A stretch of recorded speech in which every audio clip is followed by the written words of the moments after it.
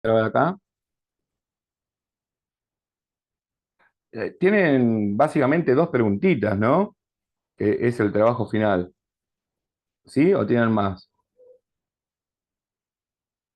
Tienen dos. Contesten. No, porque tengo otros primeros. A ver, ¿esto qué es? Tengo 20. Le estoy errando. Ustedes no son de segundo. Ok. Unos quilombos tengo en la cabeza a esta hora. Bien. Fecha de entrega viernes 13. ¿Viernes 13? Sí, Bueno. pero todavía no lo he hecho. Qué mala onda, un viernes 13. Bien, escuchen, dos preguntas, ¿no? ¿Qué son y para qué se aplican los primeros auxilios psicológicos? Tiene que ver con esto, siempre lo aplicamos en caso de angustia, como decía Alejandro de Lepat, en caso de angustia, ¿sí? Tire de la cinta, decía, y aparecía como un botiquín de primeros auxilios psicológicos, porque estamos acostumbrados a los primeros auxilios biológicos, como la Cruz Roja y demás. Pero ¿qué pasa con este caso, por ejemplo, que trajo nuestra compañera? ¿Qué pasa? Y lo que sucede es esto, que si no hay una intervención primera, por eso son primeros auxilios psicológicos, fácilmente si esa angustia no es trabajada, no es calmada, no hay una contención emocional de esos minutos, de esas horas que puede seguir, ¿no? Se produce ese vivir en crisis. Y ese vivir en crisis termina siendo a la larga en un trauma e incluso porque se transforma, ¿no? O sea, la progresión hacia la enfermedad mental sería así: shock, crisis, de la crisis, esas 72 horas es vivir en crisis que se transforma en un trauma y luego del trauma va derechito hacia el trastorno mental o la enfermedad mental. Yo porque no le digo enfermedad mental, sino le digo conflictivo o trastorno mental. Por eso no se olviden que los primeros auxilios psicológicos tienen que ser preventivos. Toda la psicología social clínica se basa en esta ideología, ¿no? De prevenir, no como me decía una psicóloga hoy a la mañana, la salud mental. No, no, no queremos. Nosotros queremos promocionar la salud mental. Queremos prevenir la enfermedad mental. Queremos prevenir la conflictiva. Sería justamente que esa amortiguar la escena cero, porque la escena cero existe, que es la escena que se convierte en traumática porque no hay elaboración de la crisis. Por ejemplo, si a este nene no lo acompañaron, no le explicaron, no lo pudieron contener cuando murió el padre, lógicamente que ahí va a haber una escena cero y que va a entrar en angustia cada vez más en distintas situaciones que se desplazan y se condensan.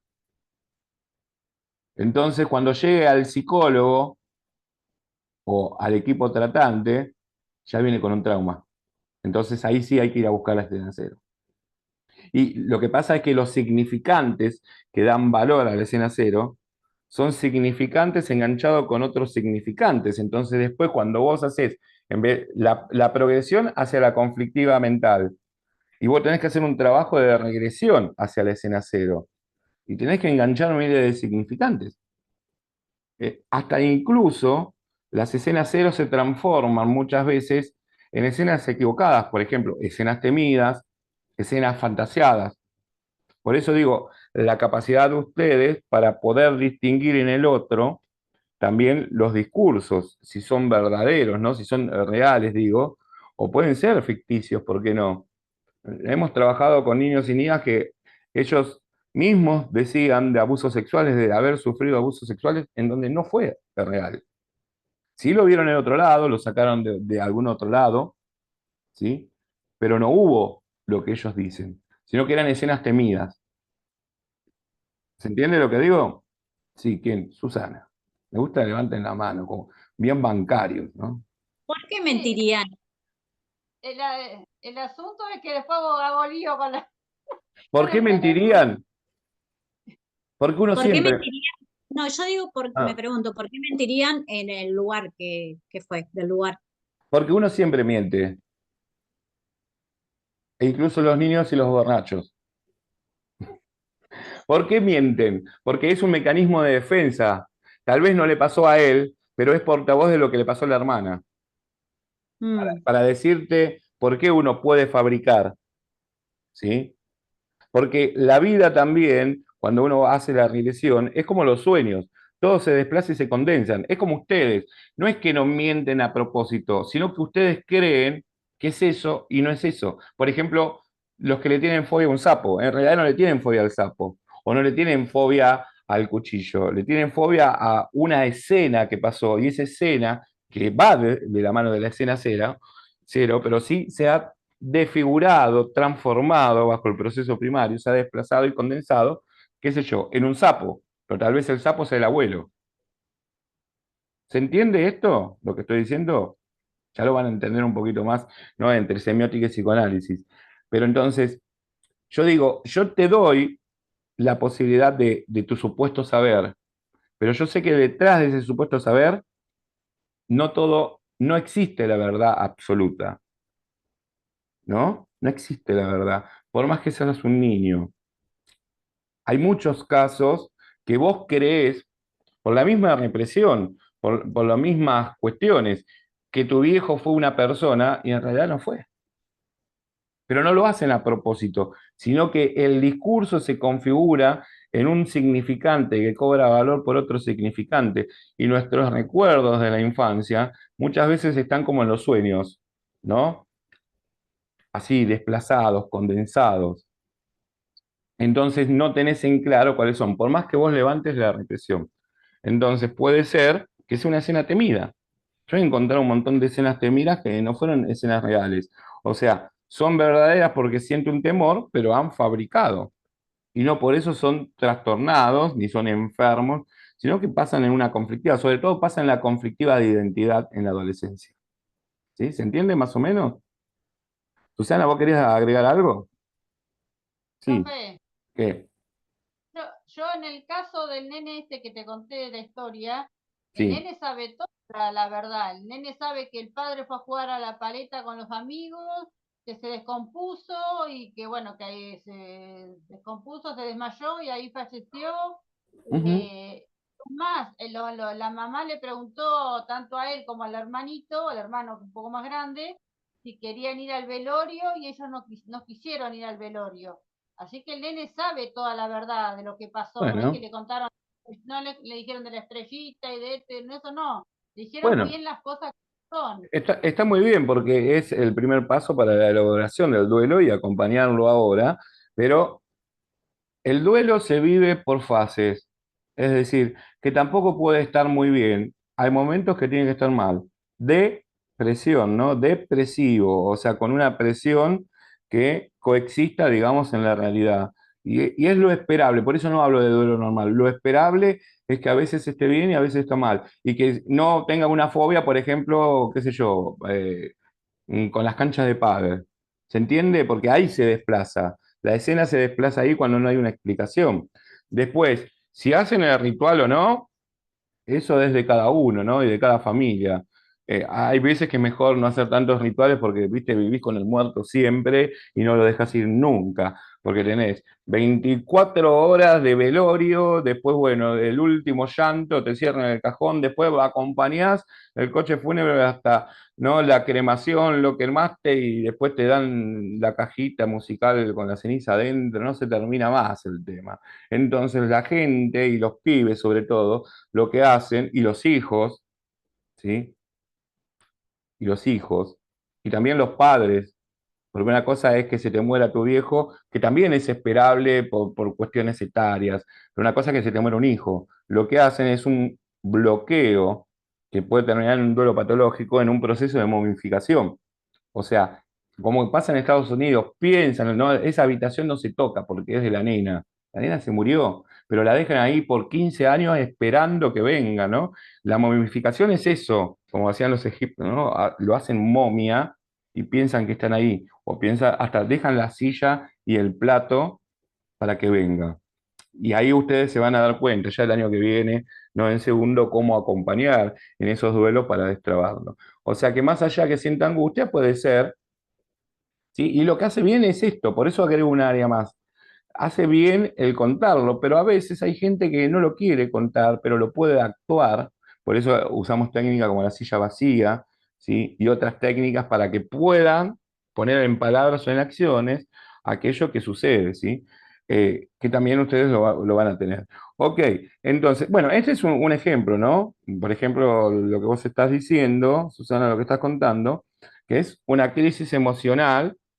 Entonces, los primeros auxilios psicológicos son un recurso técnico, un conjunto de técnicas, de estrategia que deben, le estoy haciendo el examen, no sé si se dieron cuenta, el trabajo práctico, que deben tenerse en cuenta. Todo el mundo tendría que tener primeros auxilios psicológicos. No puede ser que vos veas un accidente de tránsito, ¿no? Y el tipo tirado ahí, vienen los bomberos, todo, y el pibe encerrado dentro del auto.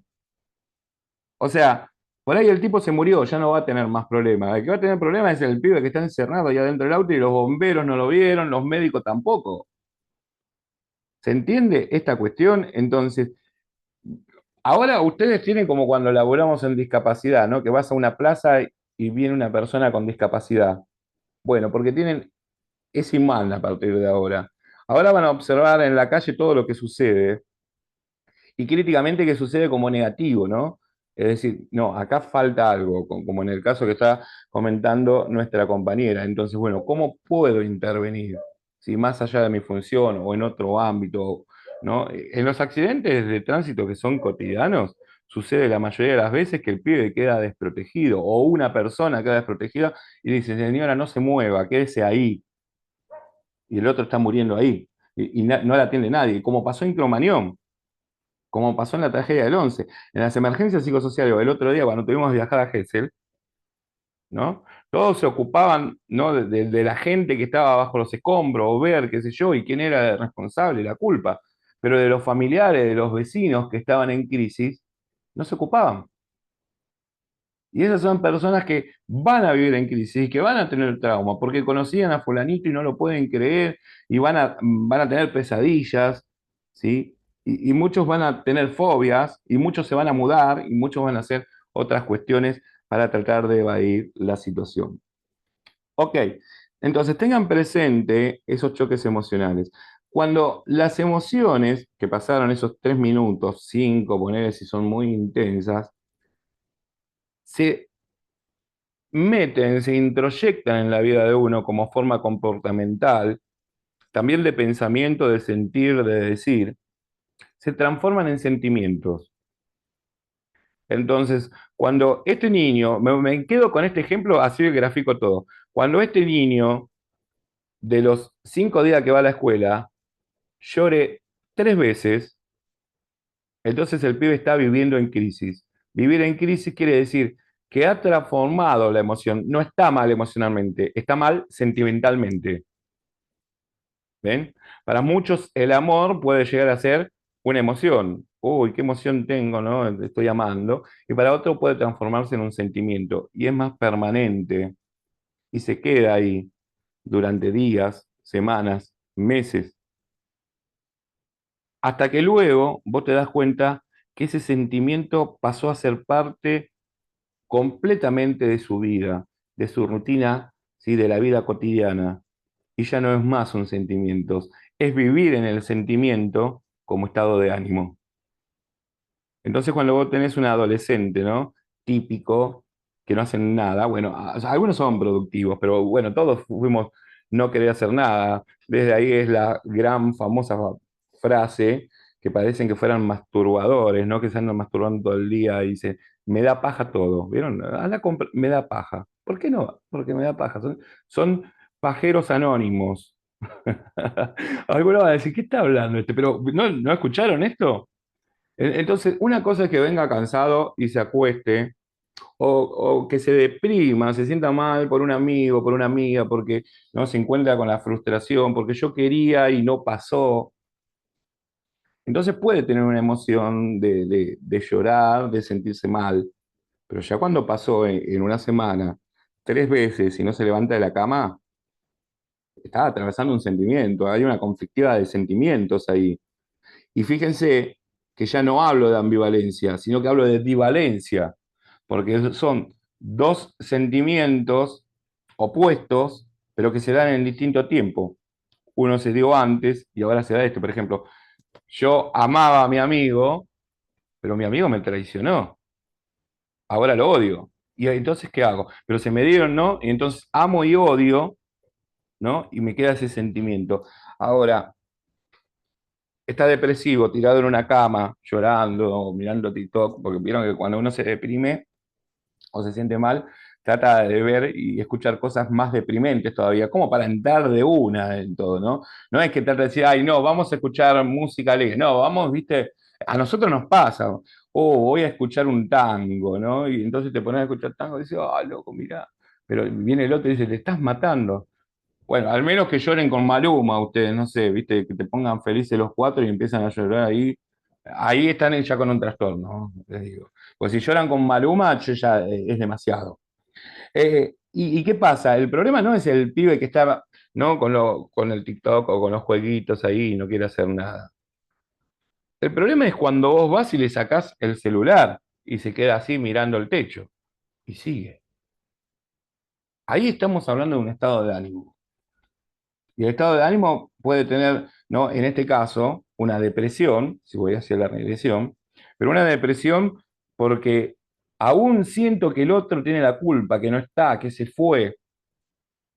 Ahora, ¿qué pasaría si esa depresión fuera hacia mí, en donde yo me ataco? El otro no está, se fue porque yo soy el culpable.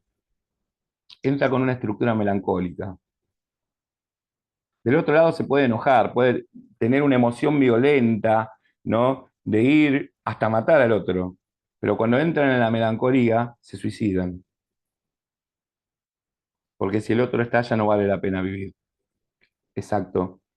¿Sí? El sentimiento de culpa, que es el heredero del super yo, es la instancia crítica que te lo pone a vos, ¿no? Se te pone a vos así, como contrario, y te dice, mi viejo se murió por mi culpa, porque yo no lo escuché, porque no lo acompañé, porque ese día no estuve, porque no fui.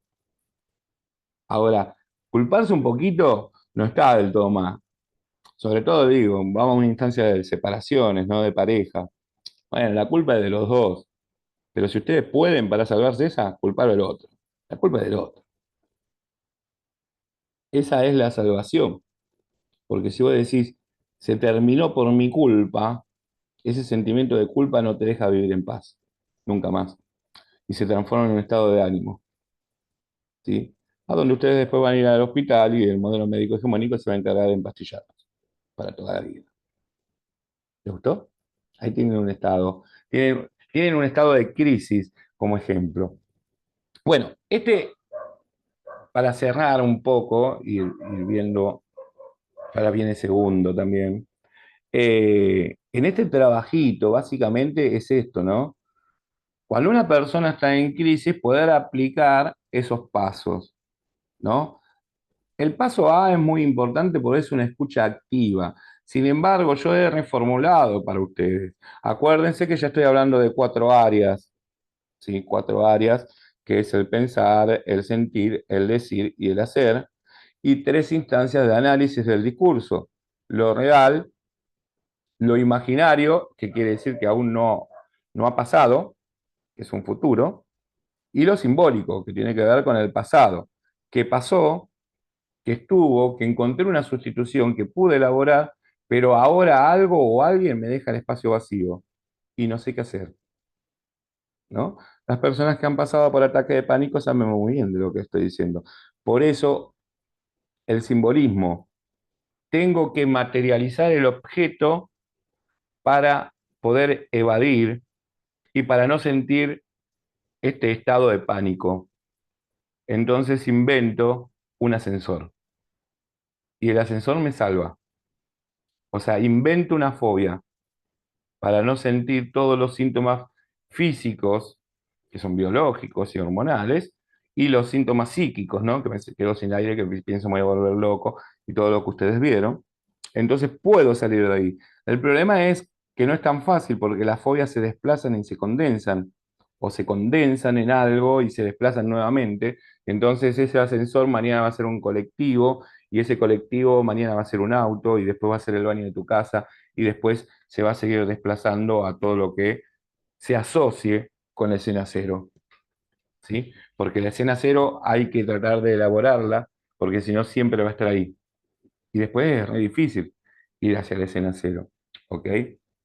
Cuanto más tiempo, sobre todo cuando uno llega a ser adulto, que como etapa, y ahora sí uso la palabra cronológica, es la etapa más larga de la vida, del vivir, porque el adolescente vive, sí, qué sé yo, 5, 4, 3, 7 años en esa etapa. Pero ya cuando pasó y ahora como la juventud básicamente no existe, porque los pibes se juntan enseguida, no tienen ni noviazgo ni nada, se juntan de una, conforman familia, parece como estoy hablando de hace 40 años, ¿no? Pero antes conformaban familia para irse de su casa, escaparse de las provincias, ahora conforman porque conforman. Y entonces de la adolescencia pasan ya a un adulto emergente que tampoco es adulto, porque siguen viviendo en tu casa, ¿viste? Porque no se pueden comprar una casa, porque no pueden tener un terreno. Entonces, las condiciones concretas de existencia determinan que el adulto emergente viva desde los 20, 21 años, tal vez hasta los 65 que se jubile. Miren cuánto tiene la historia de vida. Entonces, cuando agarras una persona de 50, 55 años, tiene miles de despelotes en la cabeza. ¿Cómo haces para llegar a la escena cero? Y vas a tener que empezar a levantar significantes y engancharlos por todos lados, ¿entiende? Por eso es importante lo preventivo. El sistema no ayuda, porque el sistema no es preventivo, el sistema de sanidad, digo. A vos te dicen, bueno, toma un turno para el psicólogo dentro de 6 meses. O sea, quiere decir que cuando vos llegas al psicólogo ya llegás con un trastorno. Por eso es importante que ustedes estén. ¿Sí? Ahora como, ¿no? Primeros auxilios psicológicos, operadores, el año que viene como interventores y después como psicólogos y psicólogas sociales, ¿no? Con esta orientación clínica, laburando desde la prevención, pudiendo observar detalladamente que hay cuestiones latentes e implícitas, que no es todo lo que se ve atrás de esos, ¿no? O lo que se ve delante, que son esos síntomas, sino lo que se ve por detrás, que hay detrás del decir. Por eso habla hoy, todos mienten. Y los niños también. A veces es una realidad y a veces esa realidad está desfigurada. Entonces, estos son los primeros auxilios psicológicos, una intervención lo más urgente posible, porque para nosotros el tema emocional es un punto de urgencia que va con la letra A, ¿no? Con el punto A de ese protocolo, que es una escucha activa. La diferencia que yo he marcado con respecto a Chile, y lo he charlado, que la escucha activa nuestra está orientada ¿a qué? A la organización temporal. No escucho todo. Este es un tema.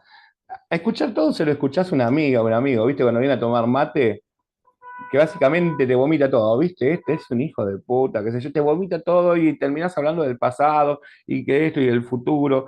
No, pará, no quiero hablar de eso, quiero hablar de cómo te sentís hoy. Entonces, la escucha activa, es decir, te escucho todo entre paréntesis, porque quiero escucharte lo que vos sabés ahora, cómo estás ahora, que me cuentes ahora, no cómo estuviste ayer. No, ni siquiera que me cuentes sobre la muerte de tu padre, porque eso lo vamos a hacer en un segundo punto, ¿sí? Quiero que me cuentes cómo estás ahora, qué sentís ahora, qué estás viviendo ahora. Una vez que nos cuente eso, ok, entonces, cuando nos cuenta eso, lógicamente puede tener un grado de angustia, ahí, para sacarlo del foco sintomático, como en un ataque de pánico, lo que hacemos es el punto B. El punto B, que es con B larga, ¿no? Pero es parafrasear, digamos, es no es solamente para que no se hiperventile, es para desconcentrar, ¿no? Desconcentrar, la desconcentración de sus propios síntomas.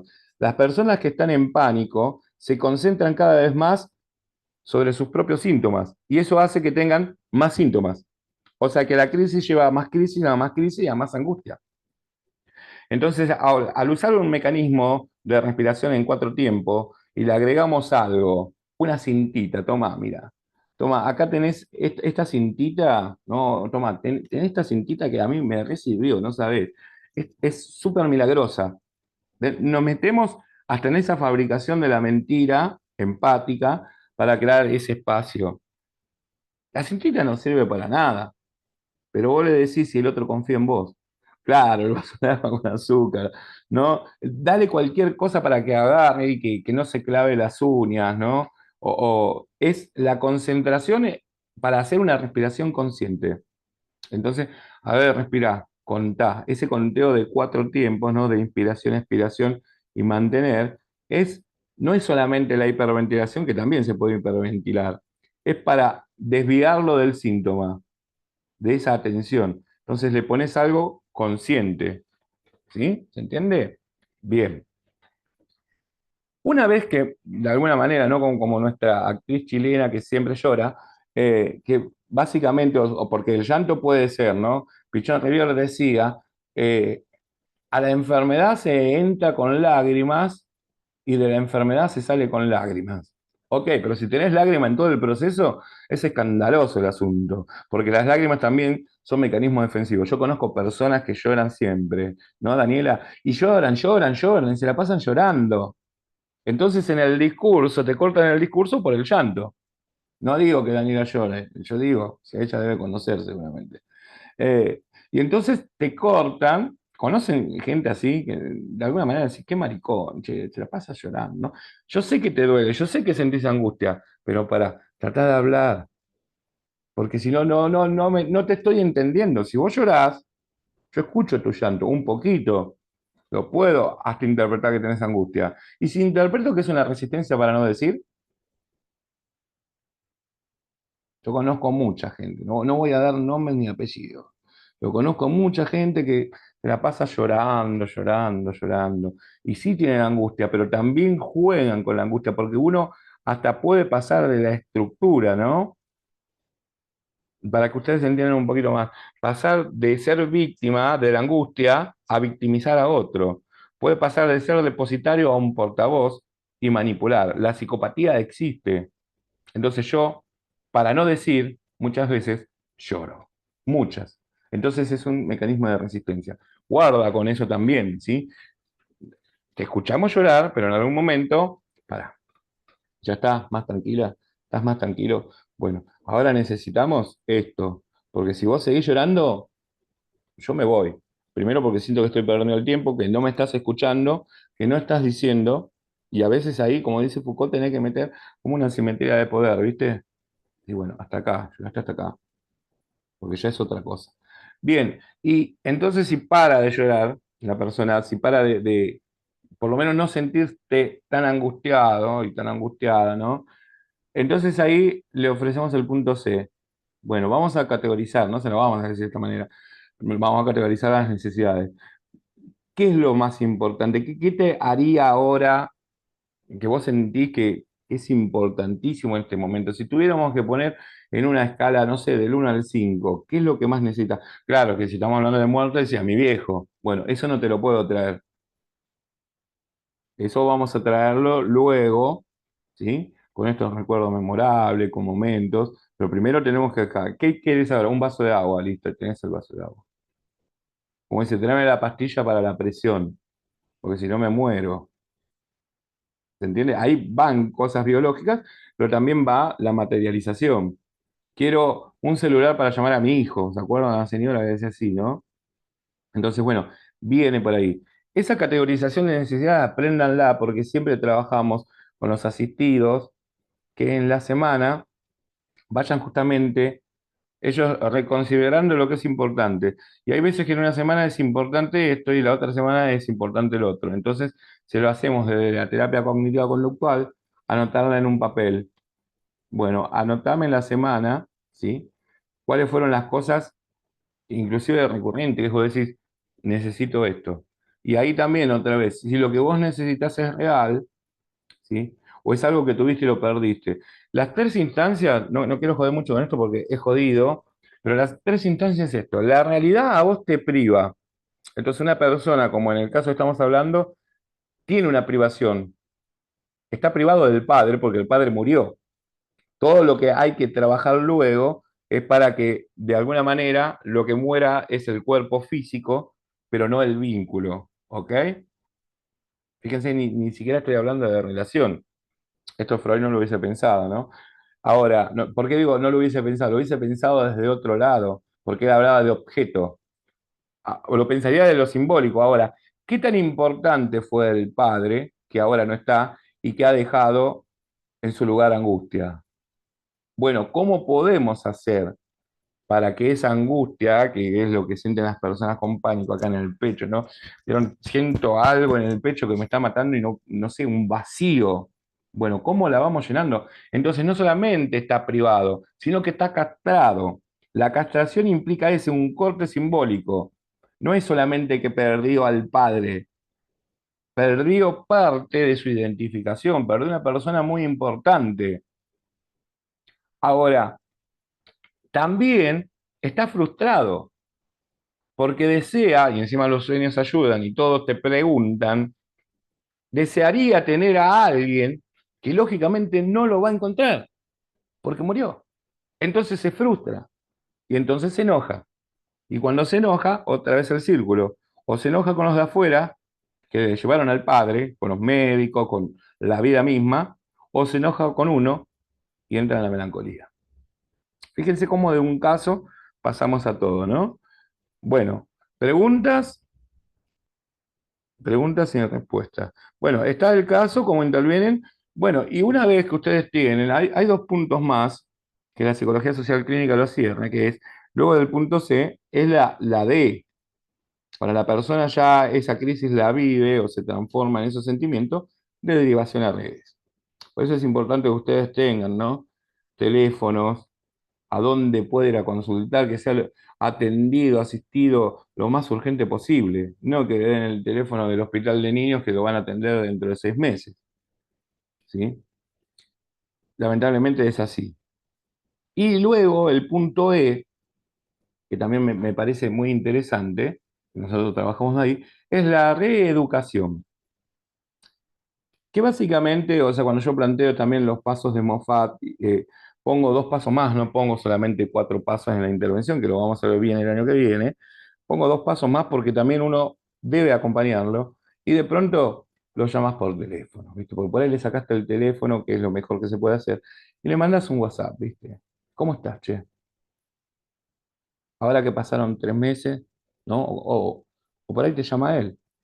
Y entonces haces un seguimiento desde afuera, pero eso te da tranquilidad, ¿no? Como por ahí a mí me llama algún asistido que por ahí hace 5 meses, tú me mandó un mensaje, ¿no? O yo le mando. ¿Cómo? Ah, te acordaste de mí. Justo te estaba por llamar, esa excusa, pero te acordaste de mí. Ustedes van al médico, al psicólogo, y el psicólogo y el médico no lo llama. Che, ¿y cómo estás después de que zafaste del cáncer? Ah, ni te llama, ya está. Es un número más. Bueno, ¿queda claro todo? Bueno, yo me tengo que despedir de ustedes, ¿sí? Despedirme del año. No es un momento para llorar, es un momento para estar feliz. Después voy a mandar algunos audios. Si alguno quiere hacerme un regalito para Navidad, lo puede hacer, aunque no creo en Papá Noel, ya. Más tengo un problema íntimo, eh, que ya lo habrán escuchado ustedes, ¿no? Eh, pero bueno, es la no coincidencia justamente entre lo esperado y lo encontrado, como ha pasado todo en mi vida, que me lleva a una frustración muy grande. Pero por suerte yo salgo de la melancolía y lo puedo culpar a este gordo que nunca me trajo ese juguete que le dio el vecino. Así que nada, vamos a estar hablando en la próxima semana para ver cómo terminamos y nos saludamos. Creo que pregunta no hay más porque tiempo tampoco, ¿sí? Gracias por estar, por cada uno tomarse un cachitito de este tiempo, ¿sí? Sé que estamos en fechas complicadas porque terminan todos, ¿no? Pero bueno, gracias por estar ahí del otro lado de la pantalla como si fueran seres humanos que escuchan y entienden lo que estoy diciendo, aunque no sé si es así, ¿eh? Nada más, nos vamos.